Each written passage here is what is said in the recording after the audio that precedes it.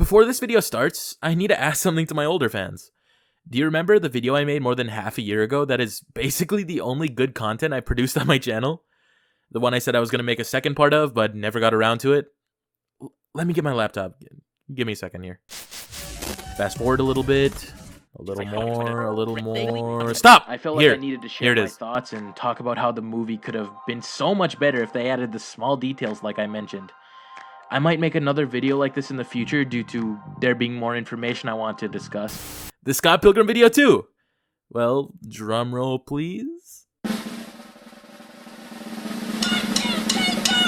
It's here, baby!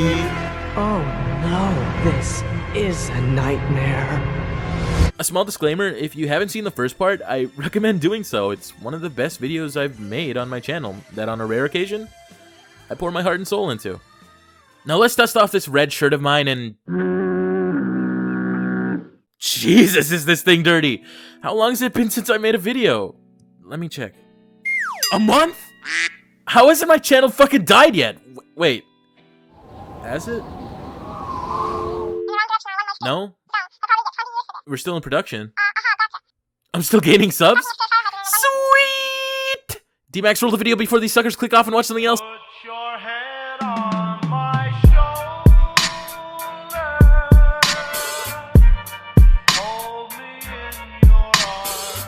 Okay, let's get this out of the way and address the elephant in the room.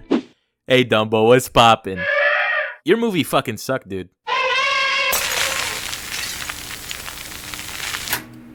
Okay, enough with the shit jokes. Let me get to the point of the video, goddammit.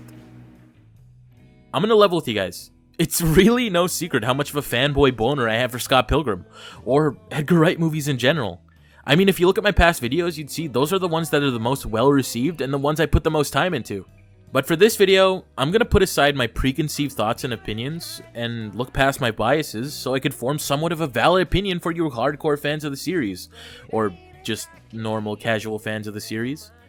And don't worry, I'll try not to let my dick show for Ramona Flowers, but holy fuck is she sexy! Mary Elizabeth Winstead is hot! I'd let her take me home and let her give me a cup of coffee, if you know what I'm saying, baby. Oh fuck. Sorry about that. But anyways, the topic of today's video might be widely controversial to you hardcore fans of the series, like me, but here goes nothing.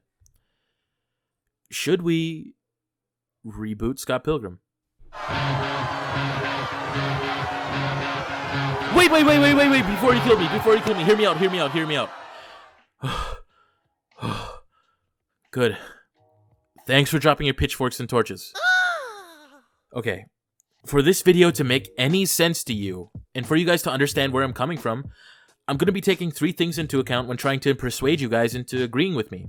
But if you don't agree with me, that's cool too. Just please try to understand where I'm coming from. Okay, so here's what I'm going to be taking into consideration. How Universal manages the license to the property rights. How the story was executed in the film. And what could be if we did reboot the series. So, let's get into it. D.max, do another little snappy intro like you did for the last Scott Pilgrim video. Alright, here we go.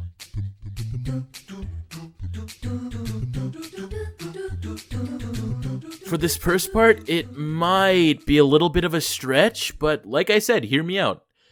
Throughout the years, there have been many adaptations of popular comic books. Hell, one of my favorite films of this year, Joker, was entirely based on a comic from DC called The Killing Joke, starring, you guessed it, Joker.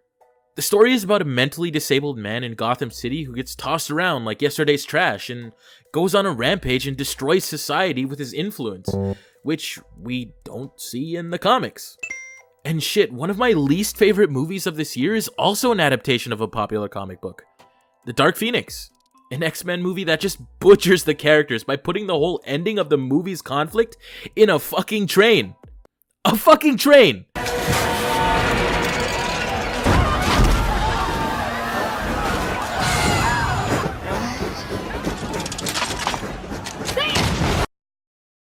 That also never happened in the comics. Okay, let me calm down. But what do you see that these two movies have in common? It's not that they both revolve around superheroes. No, it's none of that. What they have in common is they both go beyond our expectations and add more to the pre-existing stories, whether it be a bad or good thing. And to be honest, Scott Pilgrim doesn't really do that. It follows a tight-knit story about a 23-year-old finding himself in Toronto. Nothing more, nothing less. But compared to the comics, it's the polar opposite. The movie only shows 50 to 40% of the contents that the actual comic book series does. And honestly, that really sucks. By the end of the book, you understand that this is more than just a love story. It's about finding yourself and learning to forgive your past and to thrive and exceed your expectations in the future. But from what we see in the movies, it's just Scott gets the girl, Scott loses the girl, Scott gets the girl back. Scott's happy. Like I said, nothing less, nothing more. Don't get me wrong, the movie's visuals are fucking insane. But when you take a look at the box office, the reception says otherwise. I love this movie to fucking death, and many others say it's a cult classic, because it is. But when you have a budget that is $85 million for such a great movie, and only receive not even half of your movie's expenses back, you can't help but point fingers at who's to blame. Universal. Universal is to blame. Sit with me in front of this TV in 2009. What do you see? Let me guess.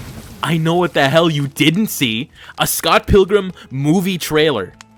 How much does a well-rounded company have to fuck up with the marketing that bad to lose half of its budget with such a good production? Fuck you, Universal. I will admit that this movie is ahead of its time, but you have to be joking me if you just shoved it under the rug by not marketing it properly. Fucking idiots. Which brings me to my next point. Like I said, the story of Scott Pilgrim is way more deep than just the boy gets the girl. Hell, I could write something like that. No. What makes the Scott Pilgrim series so special to me, and frankly many other people, is its story. But the way Universal and the directors behind the film handled it is just god-awful. They cut out entire characters and sub-stories that greatly affected the series. They cut Lisa Miller, Scott's other high school love interest, who he almost cheats on Ramona with. And they even cut out Ramona cheating on Scott with her ex, who is a girl and is okay. They cut Knives' dad, the man who was set on killing Scott after he broke his little daughter's heart so severely in that music shop.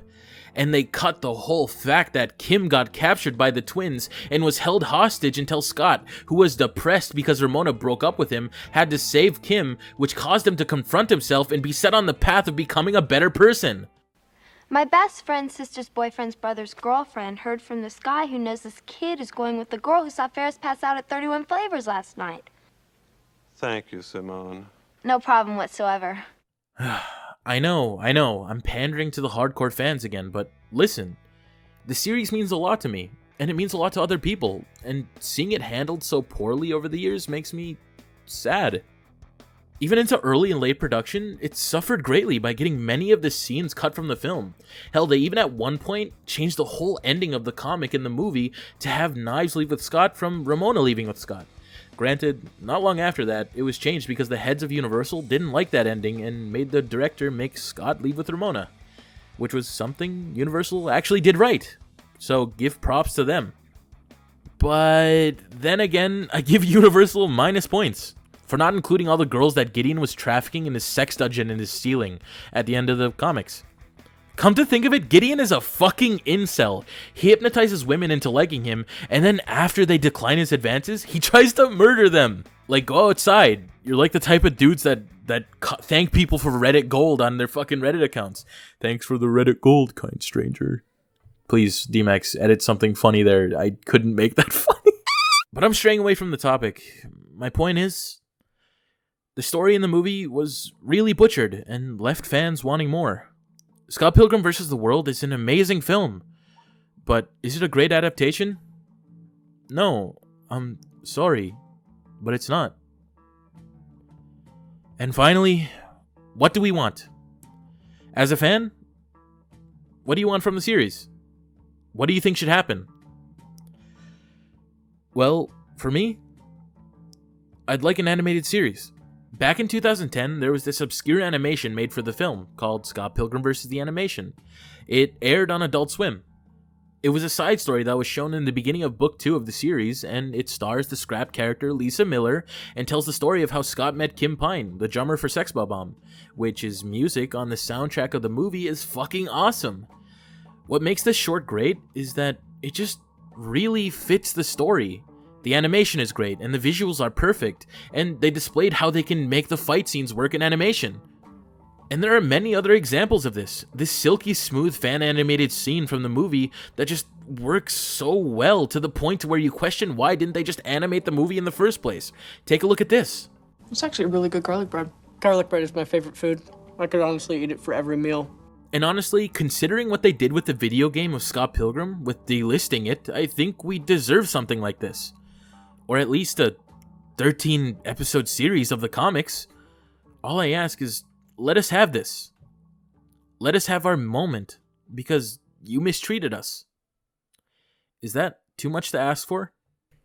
Okay, so my final verdict and the question of this video is yes, in my opinion. I think we should reboot Scott Pilgrim with an animated series. I'd like to see new voice acting talents from others. Fuck, dude, I'd love to hear Tom Holland with the voice of Scott Pilgrim and Chris Pratt playing Stephen Stills. How fucking great would that be? But tell me what you think. Speaking of hand-drawn animation or just hand-drawn stuff, if you're looking for a cheaper version of the colored edition of the series, just this March, Oni Press released a new color set for the books, but the cover is kind of fucking ugly. But doesn't that just kind of show that the production company behind the series of the novels still cares about their product? Don't you think? I don't know. Tell me what you think in the comics. Thank you for D.max for editing this video, as always, and we love making stuff for you guys, and love seeing y'all happy. So, thank you for supporting us. It means a lot. I love you all, and have a nice day.